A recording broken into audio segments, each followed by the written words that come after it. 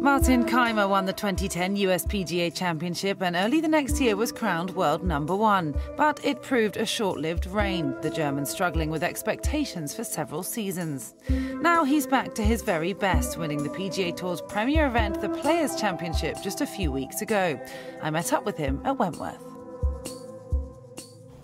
Martin Kaymer, thank you so much for joining us on Golfing World. Let's walk and talk. First of all, congratulations. Big win in Sawgrass at the Players Championship. That must have felt pretty satisfying. First win stateside since 2010. Yeah, since the PGA, yeah. I mean, it's always nice to win the tournament in a different country, or actually different continent in that case. Especially the weekend was difficult, you know, it was pretty much America against me, because I played with Jordan Spieth, and obviously he had a few more fans than me. So therefore, even more satisfying, you know, that I went through all that, you know, the whole battle. You know, it was only Craig and me, pretty much. Yeah. So I was glad that we could pull it off. So looking back, you mentioned obviously the PGA Championship, the major win of your career in 2010, reaching world #1 in 2011. 2012 and 13 probably weren't quite as you liked. You're making a few swing changes. How would you describe that transition from that peak of being world #1 to where you are now? Well, it was, let's say, golf-wise, it was not that difficult. More with what's happening around you. That's the tough part. You know, what no one sees, but you experience it and you feel it everywhere you go. The expectations when you play tournaments from everyone is so high. You know, especially for me as a German, you know, the Germans, they are a little bit like perfectionists, yes. which is a good value to have, I think. But you know, if you treat it in a healthy way, it's all great. Yeah. But I felt it. I felt a little bit of pressure on my shoulders. So the influence of everything around you is a little bit more difficult to handle. Did you try and walk away from that pressure and go and work on things in your own space, in your own time, away from tournaments?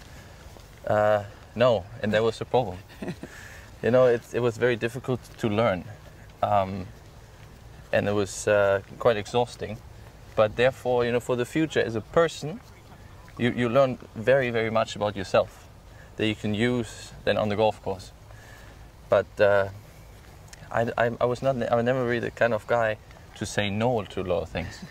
You know, because you don't want to come across as a cocky person all of a sudden because you played really well. But at the end of the day, you have to do certain things that no one really feels comfortable with to do all day, because we still have to do a job. Yeah. Once in a while we have to play golf instead of talking.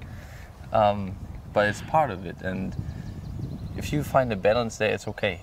But it's a big thing to learn to say no, and it's easier said than done. Okay, well, let's interrupt the talking for a minute to let you go and play golf. I'll let you play this second shot here. All right, Craig. Hello. What have we got here? We do yards or meters. He's writing notes. Look at this.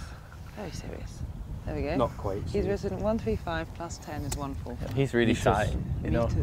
Usually he doesn't look into the camera, he always looks down. You're not shy. Do you two always work at meters? I wish it'd change, because my old short legs can't keep up with it.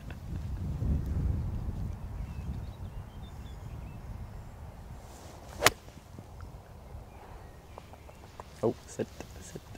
Let's look ahead. Next major is the US Open. How are you feeling going into Pinehurst? Well, I look really forward to have the next 2 weeks off. You know, I played with Wentworth, I played 7 tournaments in 8 weeks. So even in that week off, I was practicing a lot, so there was not much time for myself. And especially, you know, winning the Players, would be nice to have some time for yourself to reflect and to learn from the win, especially what happened on a Sunday afternoon. So I take the next 2 weeks off. I don't do much. First week I don't want to touch the clubs, and then heading into the US Open, I practice with my coach a little bit, get ready, because obviously it's a big week, and majors at the end of the day, they're important for us. It's a very big week. We need you to win another major. So what does Martin Kaymer do in his time off? You know, I look really forward to see I have 3 cousins. Yeah. They're triplets. Oh wow. So I look forward to play some soccer with them. Yeah. Just see some family and friends. Maybe have some barbecue at my place. I just bought a new place in Düsseldorf. Did you? So I look forward to make some change is there. And, yeah, I bet you're not there very often. No, that's why I look really forward, to do some shopping. Yeah. Fortunately I have one Sawgrass, so I have maybe €1 or €2 more. Buy some furniture. Yeah. Okay. Of course, we've got a few other things going on this year, but the Ryder Cup is one of them. And we couldn't, well, we hope not to have someone like you in the team after what happened at Medina. And you can't help but think you're peaking just at the right time again. Win at the Players in a Ryder Cup year. You must be feeling good about chances of making the team now. Yeah, I was very glad. I was so far away. Before the win, I wasn't even on my list. So the Players, obviously, that win made a huge difference. And you just want to be part of the Ryder Cup. Once you've been there, I played in 2010, and then 2 years ago in Medina, and especially the way we won Medina was so special that you don't want to miss out. It would really hurt. It would hurt really deep if you're not there, because you really want to help, want to support, want to make that experience. And so I hope I make it.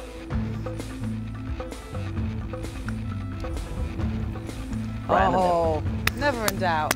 Lovely fun, lovely. Martin Kaymer, thank you so much. Best of luck the rest of this year. Thank you very much. Thanks for talking to us. Cheers. See you soon. Yep.